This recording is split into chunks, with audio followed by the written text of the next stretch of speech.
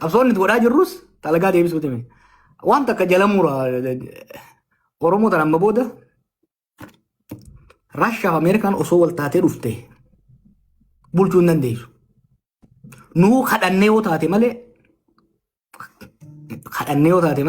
bulchuu hin dandeenyu. Tokko uummanni akka malee siyaasaadhaan dammaqee jira. Osoo nama cafaquun osoo Oromoo cafaquun harka kennisiifte Abiyyi harka kennisiisa.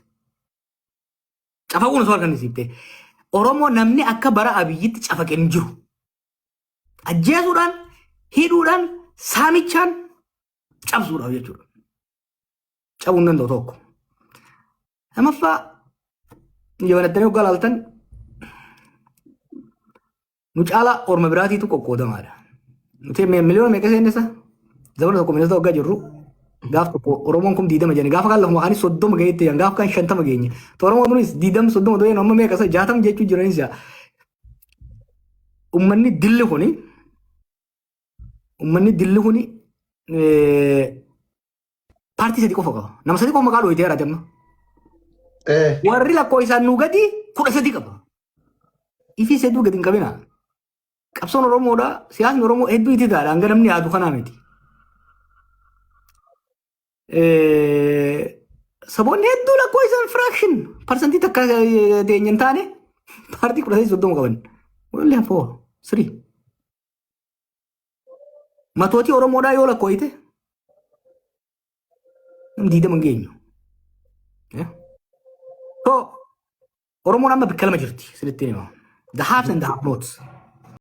Hafteeti rooroon firaa dhufte jechuudha. Alagaan saamamuun hafteeti iyyaalli isaan keessaa ba'e isaan saamuu eegalee jechuudha. So waan meeqa gara lamatti yoo xiqqaatti bakka lama gurguddaatti ba'an. Tokko sirna abbaa irree kolonializimii takkaa'uu faranjootaa jalaa ba'eeti sirna abbaa irree gurraachotaa jala kufe. Fakkeenyaaf biyya koo durbaa fudhachuu dandeenya jechuudha. Tokko sirna abbaa irree ijaaruu waan hin dandeenyeef wal waraansa keessa seenee extreme case Koongoo fudhachuu dandeenya jechuudha. Biyyoota hedduu hagoodha akka hawwanitti gara dimokiraasii qacaan. Probably Botswanaadha akka fakkeenya kaasuu dandeenya jechuudha. Uummanni keenyaaf yeroo dheeraadhaaf sirna gita bittaa warra biraa jala ture.